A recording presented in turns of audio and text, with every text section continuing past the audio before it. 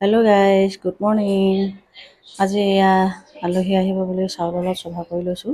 ল'ৰাটো স্কুল পঠিয়াই মেলি এয়া শাহু বৈ দুইজনী চাউল অলপ চফা কৰি লৈছোঁ। একেবাৰতে 5-6 চফা কৰি লওঁ, নহ'লে দিগদাৰ হয়।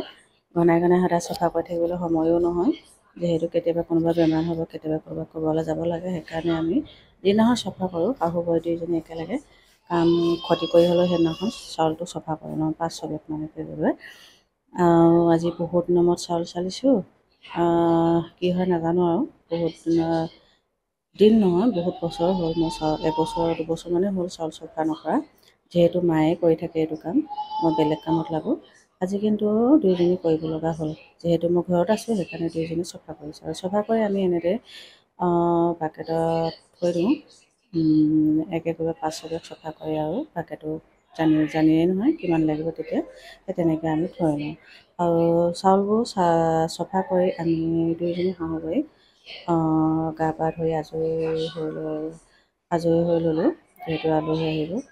আৰু এয়া মই বোলো আলহী অহাৰ আগতে মই কেইটামান বাটি লওঁ। মই কাপোৰ যিটো লগাই থৈছোঁ, যিহেতু নিজে হাতেৰে বোৱা কাপোৰযোৰ পিন্ধিও ভাল লাগে, আৰাম লাগে কিনি পিন্ধাতকৈ। আৰু নিজকে নিজে গৌৰৱ অনুভৱো কৰোঁ, যিহেতু মই নিজৰ কাপোৰ নিজে বৈ পিন্ধিব পাৰোঁ যেতিয়া।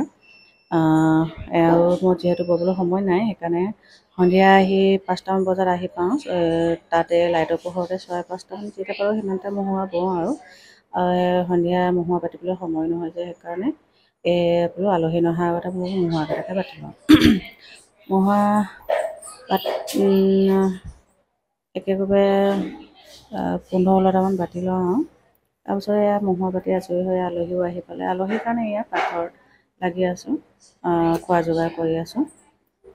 এয়া চব্জি বনাই আছোঁ, মাছ ফ্ৰাই কৰিছোঁ এয়া, আৰু মাছ আৰু ঔটেঙা দি জোল বনাইছোঁ। তাৰপিছত আৰু চিকেন আৰু আলু ভাজিলোঁ এক্সট্ৰাকৈ, আৰু কচু আলু দালিৰ লগত জোল বনালোঁ। আমি কি হ'ল, ঔটেঙাটো এনেকৈ বইল কৰি খাই ভাল পাওঁ। মাছ ফ্ৰাই কৰিলোঁ, মাছটো আৰু ঔটেঙাটো বইল দি বনাইছোঁ। আপোনালোকে কেনেকৈ জনাবচোন। আদা নহৰু দিওঁ, বাছ ইমান, তাতকৈ বেছি একো নিদিওঁ। আৰু এয়া শাহুমা আলহীৰ লগত লাগি আছে। আলহী সেই দুগৰাকী হ'ল ডিব্ৰুগড় আলহী, ডিব্ৰুগড় খোৱাঙৰ হয়, আমাৰ নতুন মিতিৰ দেখি আজি থাকিব লগা হ'ল, গম পাইছেনে। আৰু সেয়া শহুৰদেউতা আৰু মহাশহুৰ দুইহাল প্ৰতি খায়ে আছে। আৰু আলহীকেইগৰাকী নতুন মিতিৰৰ কাৰণে যোগাৰো বহুত কৰিব লগা হ'ল। আৰু যিয়েকে নহওক ভালো লাগিলে। আৰু মই এয়া আলহী ঘৰতে এৰি কামলৈ গুচি আহিলোঁ, যিহেতু মই মোৰ নিজৰ কাষ্টমাৰ ছাৰ্ভিচ পইণ্ট আছে।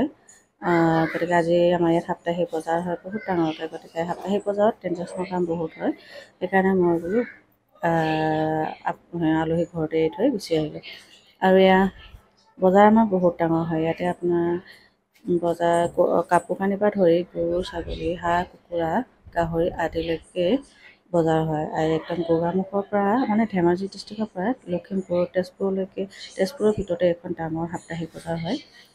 ইয়াত বহুত দূৰৰ পৰা গৰু নিবলৈ আহে, ছাগলী নিবলৈ আহে, বহুত ডাঙৰ বজাৰ হয়। এতিয়া মই ভিতৰলৈ বজাৰখন দেখাবলৈ যাবলৈ সময় নহ'ল, যিহেতু মোৰ কামৰ জেগাত মানুহ ৰখি দিয়া নাই, সেইকাৰণে মই থাকিব লগা হৈছে নিজে। আৰু এই অকণমান ৰাস্তাৰ পৰাই মই ভিডিঅ'টো অলপ বজাৰখন শ্বেয়াৰ কৰি দিলোঁ। আপোনালোকক দেখুৱালোঁ বজাৰখন। আমাৰ শুকুৰবাৰ বজাৰ, ইয়াত শুকুৰবাৰে হয় বজাৰখন, প্ৰত্যেক শুকুৰবাৰে হয়। গতিকে আপোনালোক সকলোকে ধন্যবাদ জনাই আজিলৈ বাই বাই।